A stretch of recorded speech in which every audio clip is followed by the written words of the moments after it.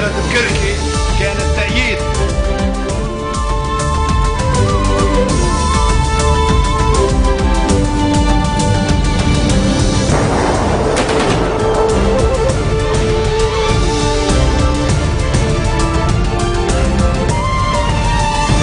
Nouvelle édition de la rédaction, merci d'être au rendez-vous de l'info. Voici les titres de ce journal. C'est la deuxième fois dans l'histoire de la République libanaise qu'un chef de l'État achève son mandat sans successeur. Michel Sleiman a salué les officiels et la garde républicaine avant de quitter le palais de Baabda. Dans son discours d'adieu lors d'une cérémonie boycottée par le Hezbollah, Sleiman appelle au dialogue et à l'élection d'un nouveau chef de l'État pour éviter les dangers de la vacance de la présidence. Amman, première étape d'une visite de 3 jours en Terre Sainte pour le pape François. Le souverain pontife célèbre en ce moment même une messe dans le stade de la capitale jordanienne devant plus de 30 000 fidèles. C'est la deuxième fois dans l'histoire de la République libanaise qu'un chef de l'État achève son mandat sans successeur. Michel Sleiman, accompagné de son épouse Wafa, a salué les officiels, les collaborateurs du palais, les journalistes et la garde républicaine massés dans la cour d'honneur avant de monter dans sa voiture. Dans son discours d'adieu lors d'une cérémonie au palais boycottée par le Hezbollah, Sleiman a appelé au dialogue pour résoudre les différends politiques. Il a également salué l'action de l'armée contre le terrorisme et les réseaux d'espionnage. Sleiman a en outre appelé le Parlement à élire sans délai un nouveau chef de l'État pour éviter les dangers de la vacance de la présidence. Il a par ailleurs souligné l'urgence d'adopter une stratégie de défense nationale et de respecter la déclaration de Baabda pour protéger le Liban des répercussions négatives du conflit syrien. Le président a enfin proposé des amendements à la Constitution pour un meilleur fonctionnement des institutions, notamment accorder le droit au gouvernement de pouvoir dissoudre le Parlement. Un miracle, c'est ce qu'il faudrait pour que le Liban évite une vacance à sa magistrature suprême. Une déclaration du leader du courant du futur Saad Hariri, alors que le pays s'apprête à basculer dans le vide présidentiel à minuit, heure de Beyrouth. Hariri a estimé que le vide menacerait directement l'ensemble du système démocratique libanais. Il a en outre estimé qu'il n'y a pas de vice dans la Constitution qui soit à l'origine de la vacance du pouvoir ou qui empêche l'alternance au niveau du pouvoir. Le vice réside dans la non-application de la Constitution et l'incapacité de trouver des solutions, toujours selon Saad Hariri, qui a enfin salué l'engagement de Michel Sleiman pour la souveraineté du Liban ainsi que pour la déclaration de Baabda. De son côté, le chef des forces libanaises et candidat à la présidence, Samir Jarja, a lancé un nouvel appel aux députés pour élire un chef de l'État ce soir. Jarja a indiqué que les députés du 14 mars allaient se rendre au Parlement ce soir et il a invité les députés du 8 mars à faire de même pour élire un nouveau chef de l'État avant minuit. Jarja a par ailleurs salué le président Sleiman tout en se disant attristé par les campagnes contre le chef de l'État. Le leader des FL a par ailleurs accusé le Hezbollah, sans le citer, d'être responsable de la situation difficile que traverse le Liban et de chercher à affaiblir le rôle de l'État libanais sur les plans national et international.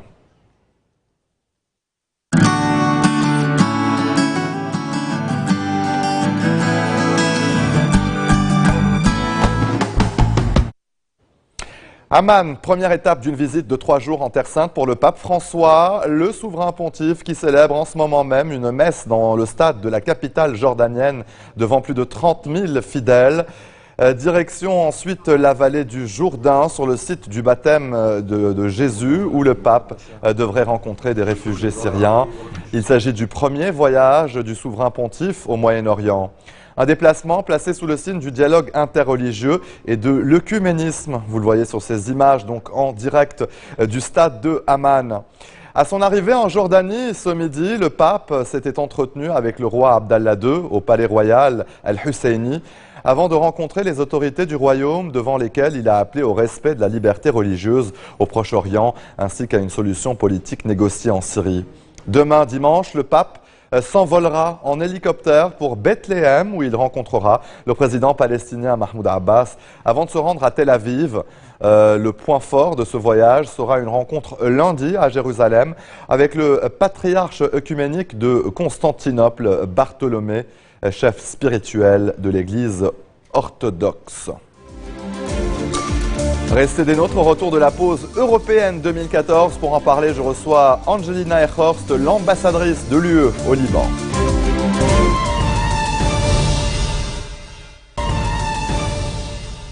Retour sur le plateau de l'info, 400 millions d'électeurs pour combien de votants au final ce dimanche? C'est l'un des enjeux des élections européennes. L'abstention n'a cessé d'augmenter depuis les premières élections au suffrage universel direct en 1979 pour atteindre 57% en 2009. Reste à savoir si 2014 battra des records. Au total, 751 députés vont être élus au Parlement européen à Strasbourg lors de ce scrutin proportionnel à un seul tour. Les résultats seront connus dimanche soir.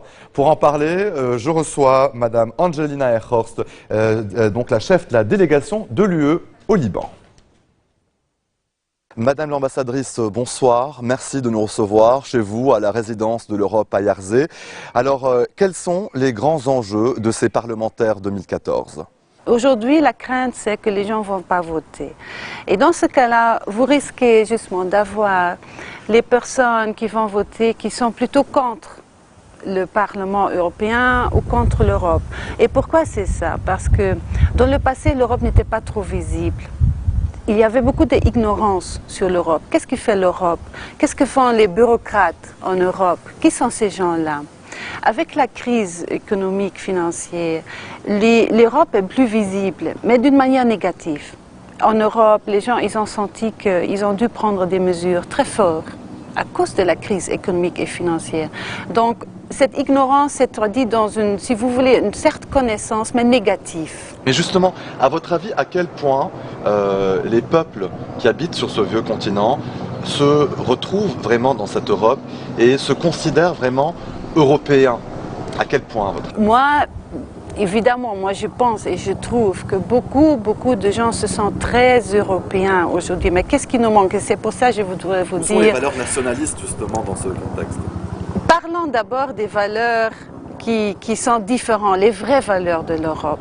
La liberté, justement, la dignité, l'égalité entre les personnes. Aujourd'hui, ce qui manque, ce sont des politiciens qui parlent d'une manière positive de l'Europe et qui montrent quels sont les résultats qui ont été achevés. Et je peux vous donner plein d'exemples. Moi, je ne suis pas une politicienne. Ici, je représente l'Union européenne en tant que diplomate. Mais pour moi, c'est important que les gens comprennent qu'est-ce que ça veut dire l'Europe. Vous me parlez de nationalisme.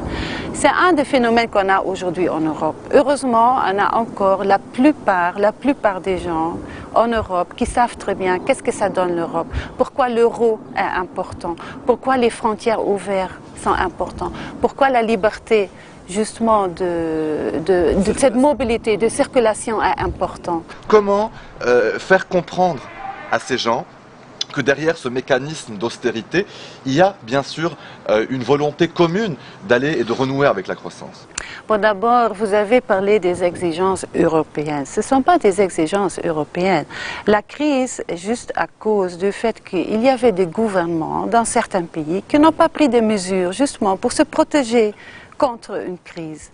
Mais la solution aujourd'hui, c'était de travailler ensemble pour sauver l'euro. Et ça, on a réussi à le faire. Et pour rester ensemble.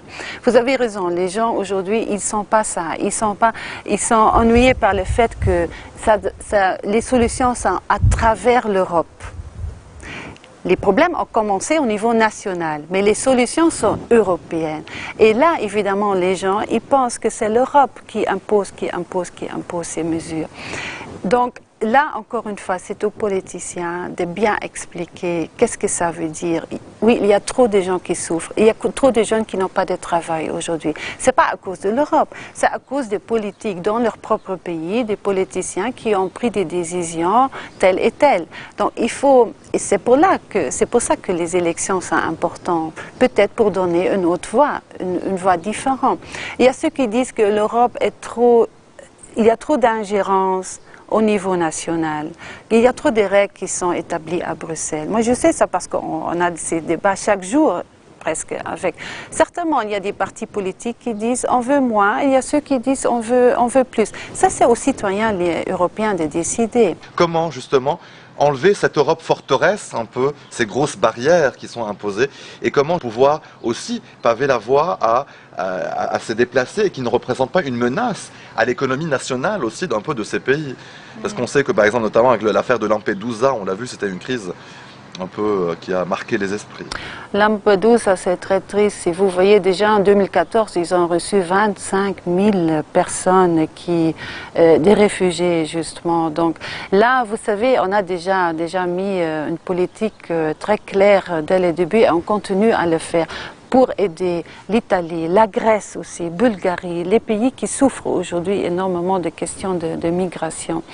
Et on va trouver ça. On a des mécanismes maintenant pour, comme on dit, search and rescue pour les réfugiés. On a déjà pu aider pour éviter justement qu'il y a trop de gens qui viennent. Comme vous dites, ces gens, ils ne sont pas nécessairement un danger pour l'Europe.